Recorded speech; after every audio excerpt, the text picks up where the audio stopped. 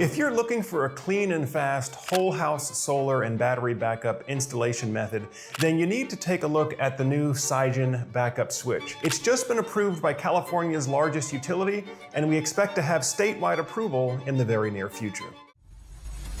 The smarter way to go solar.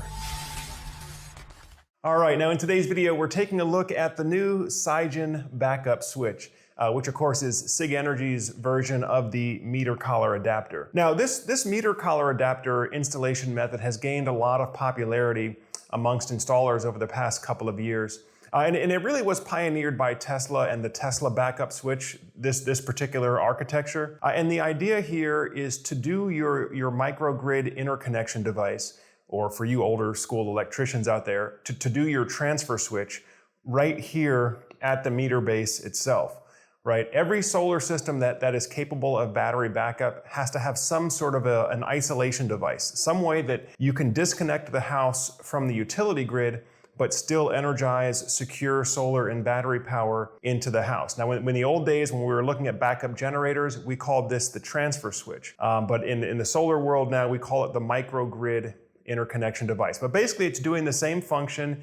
It's disconnecting the house from the electric grid so that secure power can be energized in the house. Now, back in the day, the way that we did this with a solar battery backup system, especially in the earlier days when we were dealing with smaller inverters and smaller batteries, is we would have to install a separate critical loads panel or backup loads panel, and then pull out circuits one at a time out of the main panel and move all of those backup loads, those critical loads, into a separate circuit breaker panel.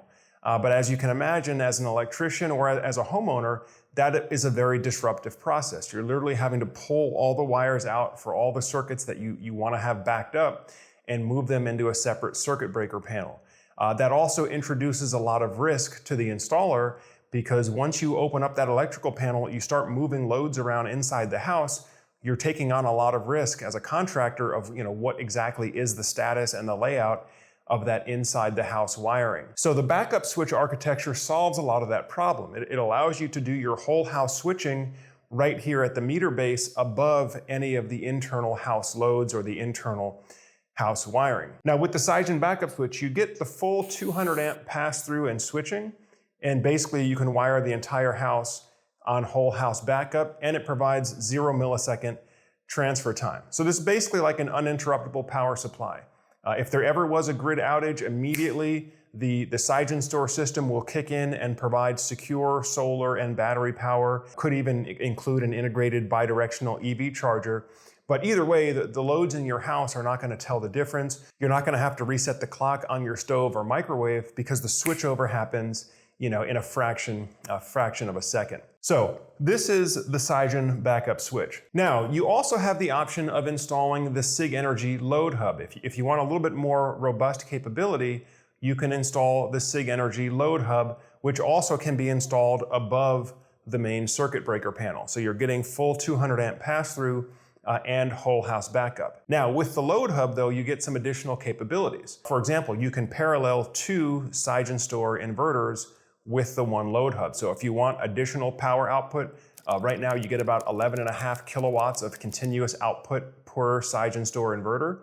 So if you put 2 inverters, you basically double that, up to 23 kilowatts of continuous output power. And of course that means you can add additional battery storage modules as well if you want to have a larger energy reserve. Also with the load hub, you have the generator recharge option. And so for those of you who've been following for a while, you know that one of the things I advocate for those of you that are looking at a true off-grid setup, or if you want maximum redundancy and to be able to survive a prolonged grid outage, I advise having that generator recharge option.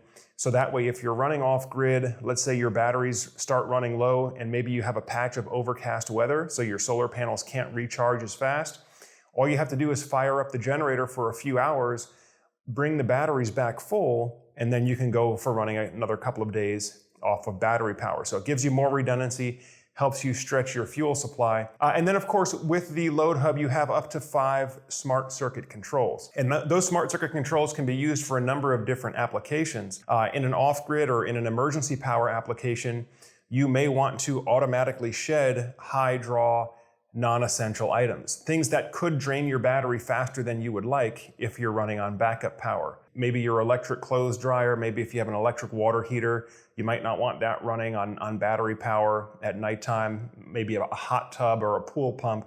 Those type of loads can be connected on smart circuits, and then the system can be programmed to drop those loads, let's say if the battery falls below 50%.